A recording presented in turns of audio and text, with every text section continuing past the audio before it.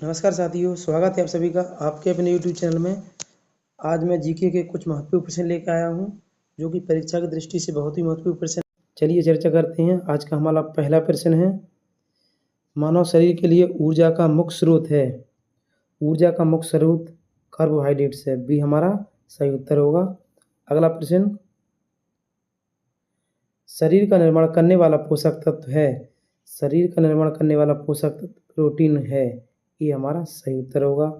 अगला प्रश्न, vitamin D की कमी से कौन सा रोग होता है। विटामिन डी की कमी से रिकेट्स होता है। बी हमारा सही उत्तर होगा। अगला प्रश्न, दूध में पाई जाने वाली प्रमुख शर्करा है। दूध में पाई जाने वाली प्रमुख शर्करा लैक्टोज होता है। बी हमारा सही उत्तर है। अगला प्रश्न, भोजन का पाचन किस अंग से प्रारंभ होता है।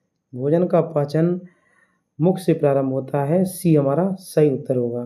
अगला प्रश्न, आयरन की कमी से कौन सा रोग होता है। आयरन की कमी से एनीमिया होता है। दोस्तों, अगर वीडियो अगर अच्छा लग रहा हो तो लाइक करिए, सब्सक्राइब करिए और अपने दोस्तों को फॉरवर्ड करिए। अगला प्रश्न, हरी पत्तेदार सब्जियों में प्रचुर मात्रा में पाया जाता है आयरन। बी हमारा सही उत्तर होगा। अगला प्रश्न, विटामिन ए की कमी से कौन सी बीमारी होती है। विटामिन ए की कमी से रात्रि अंधता, रतौंधी जिसे बोलते हैं, ये हमारा सही उत्तर होगा। प्रोटीन का निर्माण किससे होता है। प्रोटीन का निर्माण अमीनो अम्ल से होता है। ये हमारा सही उत्तर होगा। अगला प्रश्न, स्कर्वी रोग किस विटामिन की कमी से होता है। स्कर्वी रोग विटामिन सी की कमी से होता है। बी हमारा सही उत्तर होगा। अगला प्रश्न, शरीर की वृद्धि एवं ऊतक निर्माण के लिए कौन आवश्यक है। शरीर की वृद्धि एवं ऊतक निर्माण के लिए प्रोटीन्स की आवश्यकता होती है। सी हमारा सही उत्तर होगा। अगला प्रश्न, विटामिन बी1 की कमी से कौन सा रोग होता है। विटामिन बी1 की कमी से बेरी रोग होता है। ये हमारा सही उत्तर होगा। वसा का पाचन किस अंग में होता है। वसा का पाचन छोटी आंत में होता है। सी अगला प्रश्न, मस्तिष्क के सुचारू कार्य हेतु आवश्यक पोषक तत्व है। तो मस्तिष्क के सुचारू कार्य हेतु आवश्यक पोषक तत्व ग्लूकोज होता है। अगला प्रश्न, रात्रि अंधता किस विटामिन से संबंधित है।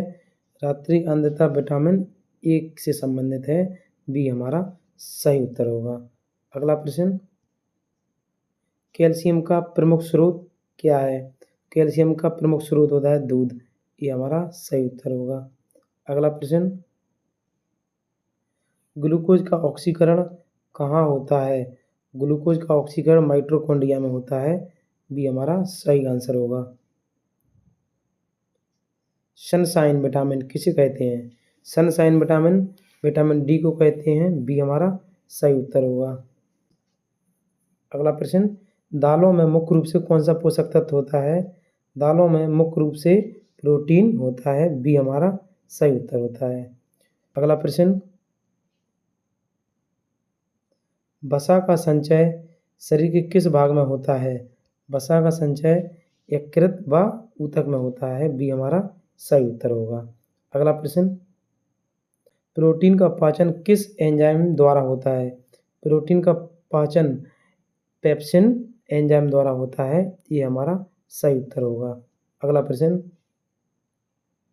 किस विटामिन को रक्त का थक्का बनने में सहायक माना जाता है।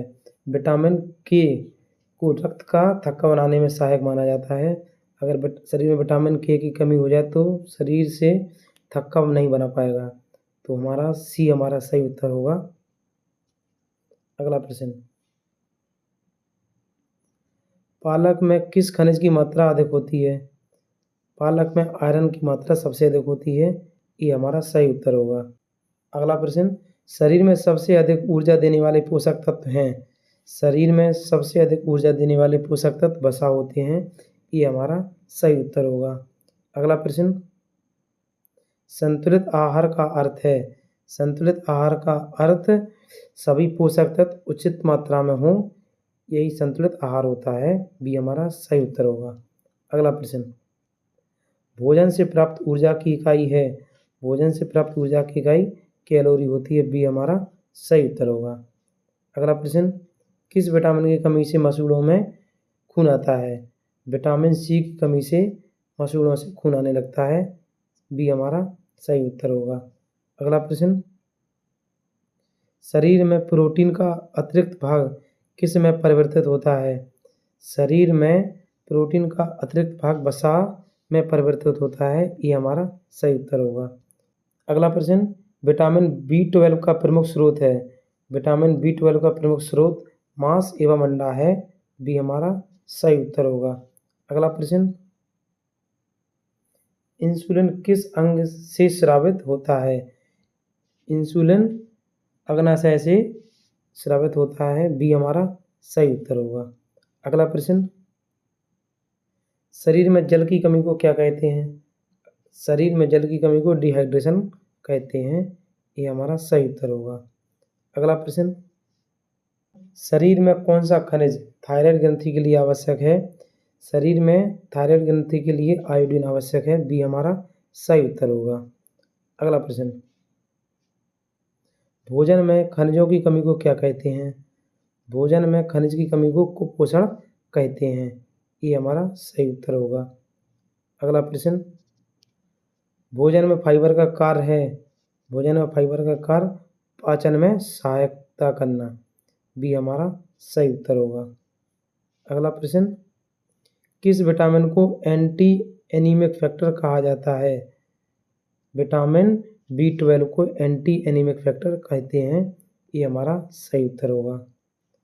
अगला प्रश्न, कौन सा पोषक तत्व सबसे पहले ऊर्जा के लिए उपयोग होता है? कौन सा तत्व सबसे पहले ऊर्जा के लिए उपयोग होता है? कार्बोहाइड्रेट। ये हमारा सही उत्तर होगा। अगला प्रश्न, कौन सा पोषक तत्व शरीर का तापमान नियंत्रित करता है? तो पानी, जल हमारे शरीर का तापमान नियंत्रित करता है। बी सही उत्तर होगा। अगला प्रश्न, विटामिन सी का प्रमुख स्रोत है। विटामिन सी का प्रमुख स्रोत आंवला है। बी हमारा सही उत्तर होगा। अगला प्रश्न, पाचन तंत्र का सबसे लंबा भाग कौन सा है? पाचन तंत्र का सबसे लंबा भाग छोटी आंत होती है। बी हमारा सही उत्तर होगा। अगला प्रश्न, संतुलित आहार किसे कहते हैं? संतुलित आहार सभी पोषक तत्व उचित मात्रा में शामिल होना। सी हमारा सही उत्तर होगा। आज के लिए इतना ही, मिलते हैं अगले वीडियो में। जय श्री राधे।